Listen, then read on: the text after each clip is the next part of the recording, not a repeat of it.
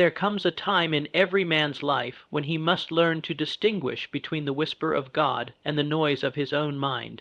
And let me tell you this, your future depends on that distinction, because one voice leads to destiny.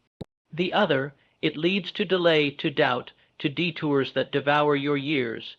You must know this difference as clearly as you know the difference between day and night, fire and water, life and death. God does not speak to you in panic. He does not speak through pressure. He does not speak in a voice of confusion or fear. No, when God speaks, his voice is still, yet it shakes you, quiet yet undeniable, subtle, yet it changes everything.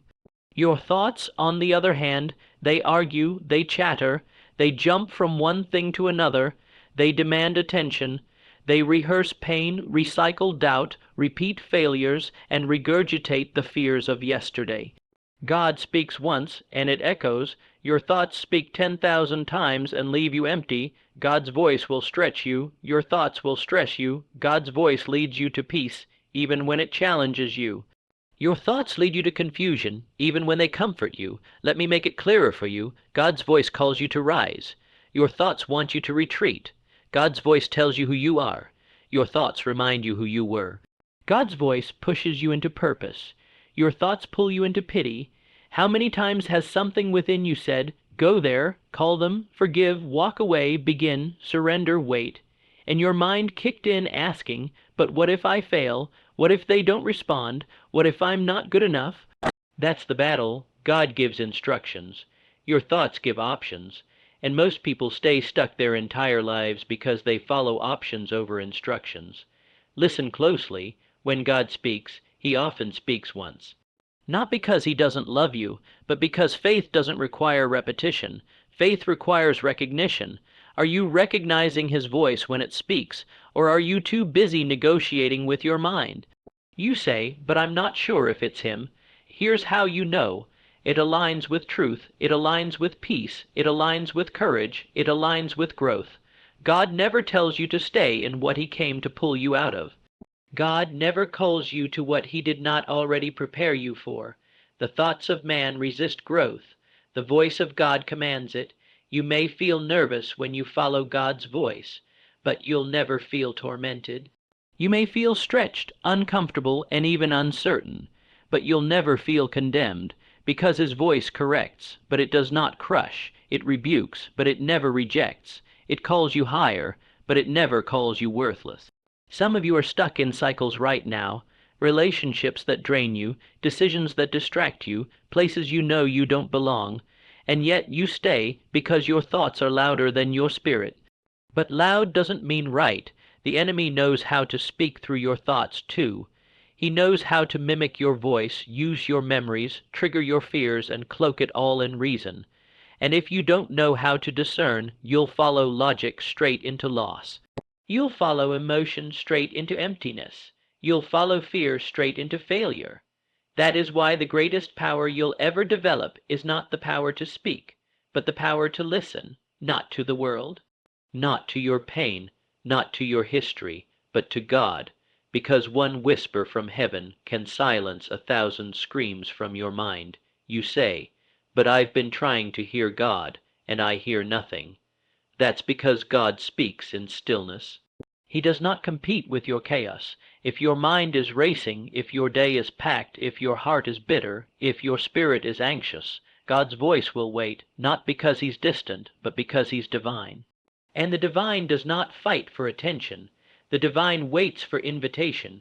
You want to hear God, then quiet the noise, turn down the volume of your fears, unplug from the approval of others, close the door on comparison, and return to the place where his voice was last clear to you, because often he already spoke. You just kept asking questions. God, is this the right time? He said yes. God, are you sure I'm ready? He said yes. But what if I don't have enough? He said go. But what if they laugh? He said trust me. And now you're back at square one, waiting on a voice that already spoke. Obedience is often the doorway to the next instruction. And many people never hear what's next, because they never did what was last. You want clarity, obey. You want peace, obey. You want confirmation, obey, not because obedience earns love, but because obedience reveals trust. And God will not trust your future with someone who doesn't trust him in the present. Your mind says, protect yourself. God says, present yourself. Your mind says, wait until you're perfect. God says, go while you're willing. Your thoughts overthink. God's voice overshadows. You must learn to recognize the tone of heaven over the trauma of your past, because your trauma screams, stay small, but God's voice says, stand tall. You've been trying to fix everything externally while the real battle is internal. Because when you can't tell the difference between your thoughts and God's voice, you live in confusion. And confusion is the enemy of movement. But today, right now, you can make the decision to sharpen your inner hearing. To say, I will no longer be ruled by the voices in my head, but by the voice in my spirit. And once you do that, you'll start to see clearly, you'll start to feel lighter, you'll begin walking in power. And you'll realize God never stopped speaking. You just stopped listening. Stop arguing with your calling. Stop debating your next step. Stop trying to make sense of everything before you move. The voice of God is the voice of now. The voice of your thoughts is the voice of not yet. One leads to obedience, the other delays it. And delay over time becomes disobedience. So today, make the choice to tune your inner ear to heaven. Not just for direction, but for transformation. Because you are not here to live by default. You are here to live by design, not by memory, but by vision, not by fear, but by faith, not by feelings, but by truth. And truth has a voice. It doesn't beg, it beckons. It doesn't panic, it guides. It doesn't change, it convicts. And once you learn to follow that voice, not only will your life change, but your legacy will too. You will become a person that walks boldly, speaks wisely, and lives with purpose. Because when you can clearly hear God's voice above your own, there is nothing, and I mean nothing, that can stop you. Not fear, not failure, not time, not man, and certainly not your thoughts. Because the moment you start recognizing that sacred voice, the one that doesn't flatter your ego, but refines your spirit, you begin walking differently. You stop chasing everything that glitters and start following what's eternal. You stop asking, what do they think? And start asking, what did he say? Your thoughts, they crave validation. God's voice creates vision. Your thoughts worry about how. God's voice says now. Your thoughts need permission.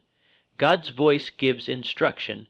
You see, your mind wants a blueprint before you move, but God gives the first step before he reveals the second. Because he's not just trying to give you a destination, he's trying to build your character, and character is built in obedience, not comfort. The greatest moments of your life will come when you move with God before it makes sense to man. When Abraham left his home, he had no map, but he had a voice. When Moses faced Pharaoh, he had no army, but he had a voice. When David ran toward Goliath, he had no sword, but he had a voice. When Jesus stood silent before the cross, he had no defense, but he had a voice. And if you've got that voice, you've got everything you need. Your thoughts will always want confirmation from people. God's voice will only confirm what he already placed in your spirit. That's why you don't need everybody to understand. They weren't in the secret place when he spoke. They didn't feel the fire he put in your chest. They didn't hear the whisper at 2 a.m. when you almost gave up. They weren't there when God said, I'm not finished with you yet. That was for you, not them. And the moment you stop needing consensus, you'll step into confidence, not arrogance, confidence, because you're not walking with an opinion. You're walking with a word. And when you walk with a word, you don't need signs to keep going. The word is the sign, but you've got to protect that word. You've got to guard the voice of God in your life like a treasure, because the enemy knows if he can't steal your purpose, he'll try to drown out the voice that leads you to it. He'll send distractions, doubts, delays, detours. He'll surround you with noise. He'll push you into busyness that looks productive but produces nothing. He'll make your thoughts sound urgent. He'll make your logic feel louder. He'll get you caught in the loop of overthinking until you forget how to trust. But that's when you've got to get still, not lazy, still, not passive, still, still enough to discern the difference between internal chaos and divine clarity. Because clarity doesn't always come with comfort, but it always comes with confirmation. And the confirmation isn't in what you see, it's in what you know. God's voice brings that knowing, that quiet confidence. That I don't have all the answers, but I know I'm called. That I can't explain it, but I can't deny it. That I don't feel ready, but I know He's with me. That is the voice you follow. That is the signal you trust.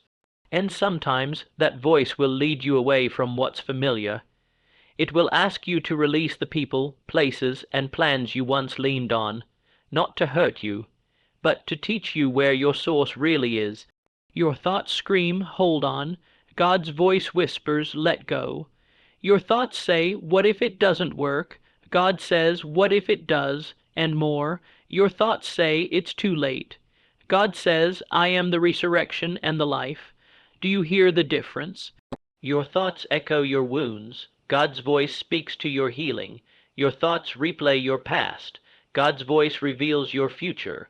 Your thoughts are shaped by what has been. God's voice is rooted in what shall be. But the choice is always yours. You can listen to the inner critic, or the inner calling. You can follow the fears in your head, or the fire in your soul. You can rehearse what happened, or respond to what's next. Because here's the truth, both voices will always be there, but the one you feed is the one that leads. And if you keep feeding doubt, fear, and overanalysis, don't be surprised when your life reflects hesitation and regret. But if you feed faith, trust, stillness, and obedience, you'll start seeing divine acceleration. Doors will open you didn't knock on. People will show up you didn't chase. Resources will appear you couldn't predict. Why? Because you aligned with the voice of the Creator, not the confusion of your mind. But you must practice this daily. This isn't a one-time revelation. It's a lifestyle of discernment. You train your ear. You develop your spirit. You condition your mind to bow to your soul. And you say to yourself every morning, I refuse to be ruled by thoughts that weren't planted by God. You'll know when it's Him, because it leads you closer to life, not survival. Closer to hope, not heaviness. Closer to purpose, not just pleasure. Closer to strength, not just stimulation. And as you keep walking with that voice, you'll grow. Not just in what you have, but in who you are. Not just in what you do, but in how you discern. Not just in where you go, but in how deeply you trust, because what you're really developing is not a life of control, but a life of surrender. And in that surrender, God doesn't just speak, He leads. He doesn't just instruct, He transforms. He turns your hesitation into boldness, your anxiety into authority, your silence into a sound, your life into a message, and all of it begins the moment you stop living in the volume of your thoughts and start tuning into the frequency of heaven. So let me leave you with this. The greatest war you will ever fight is not in the world, it is within. The battle between God's voice and your thoughts is the battlefield of destiny, and every day you are choosing a side. Every day you are casting a vote. Every day you are following a sound. If you follow fear, it will lead you to mediocrity. If you follow doubt, it will bury your calling. But if you follow God, if you follow that still, unwavering, holy voice inside you, it will lead you into purpose, into peace, and into a life far greater than anything your thoughts could ever imagine. So don't just think, discern, don't just feel. Listen, don't just react, respond. The voice of God is not a myth. It is not reserved for the elite. It is not buried in mystery. It is near, it is real, it is now. And it is speaking to you, but only the still, only the surrendered, only the spiritually aware will hear it clearly. So quiet your mind, align your heart, and follow the voice that has been guiding you all along. Because when you walk by his voice, no thought, no fear, no force on earth can stand in your way.